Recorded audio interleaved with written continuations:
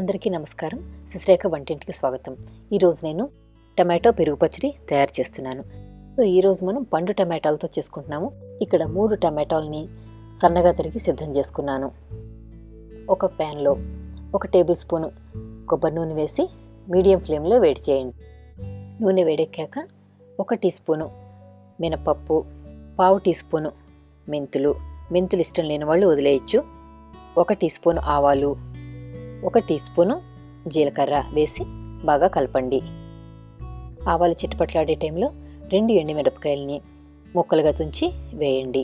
తరువాత 1 చిటికెడు ఇంగువ, కరివేపాకు కూడా వేసి బాగా కలపండి. 2 పచ్చిమిరపకాయలను కూడా బాగా సన్నగా తరిగి ఆ ముక్కల్ని కూడా వేసి కలపండి. ఇప్పుడు కట్ చేసి పెట్టుకున్న టమాటా ముక్కల్ని వేసేయండి. ఇప్పుడు ఈ టమాటాల్లో కొద్దిగా పసుపు, కొద్దిగా ఉప్పు వేసి కలపండి. ఇప్పుడు ఈ టమాటాల మీద మూత పెట్టి ఒక 5 నిమిషాల పాటు లో మీడియం ఫ్లేమ్లో ఉడికించండి. ఒక 5 నిమిషాల తర్వాత మూత తీసి చూస్తే టమాటాలు చక్కగా ఉడికి ఉంటాయి. ఒకవేళ ఉడకకపోతే ఇంకో 2 నిమిషాలు ఉడికించండి. ఇప్పుడు స్టవ్ ఆఫ్ చేసేసి వేడిగా ఉన్న టమాటాల మీద సన్నగా తరిగిన కొత్తిమీరని వేసి ఒకసారి కలిపేయండి. ఇప్పుడు దీన్ని కొంచెం చల్లారనివ్వండి. చల్లారాక పెరుగులో కలుపుకుందాము. ఒకవేళ మీరు బాగా హడావుడిగా ఉండి చల్లారేంత టైం లేదు, ఆగలేము అనుకుంటే కనుక దీంట్లో కొద్దిగా నీళ్లు పోసేయండి. టమాటాలు కొంచెం చల్లారిపోతాయి. అప్పుడు దాన్ని తీసుకెళ్ళి పెరుగులో కలుపుకోండి.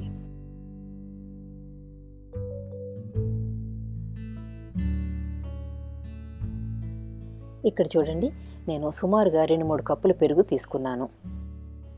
ఇప్పుడు ఈ టమాటాలు బాగా చల్లారాయి. ఇవి తీసుకెళ్ళి దీంట్లో పెరుగులో వేసేస్తున్నాను.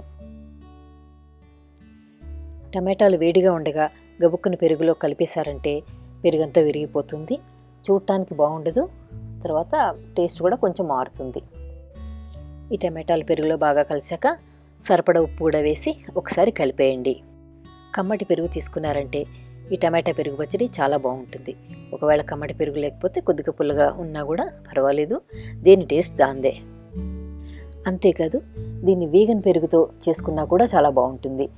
నేను ఒకసారి పల్లీల పాలతో చేసిన పెరుగుతోటి, ఆ తర్వాత నువ్వు పాలతోటి అంటే నువ్వు పప్పు తినిచి తీసిన పాలతోటి చేసిన పెరుగుతో కూడా ట్రై చేశాను. 2 కూడా చాలా బాగున్నాయి. సో మీరు ఏ రకమైన పెరుగుతో చేసుకున్నా కూడా ఈ టమాటా పచ్చడి అద్భుతంగా ఉంటుంది. ఇది చాలా ఈజీగా అయిపోయే రెసిపీ, తర్వాత చాలా హెల్దీ రెసిపీ కూడాను. సో మీ అందరికీ నచ్చిందని అనుకుంటున్నాను.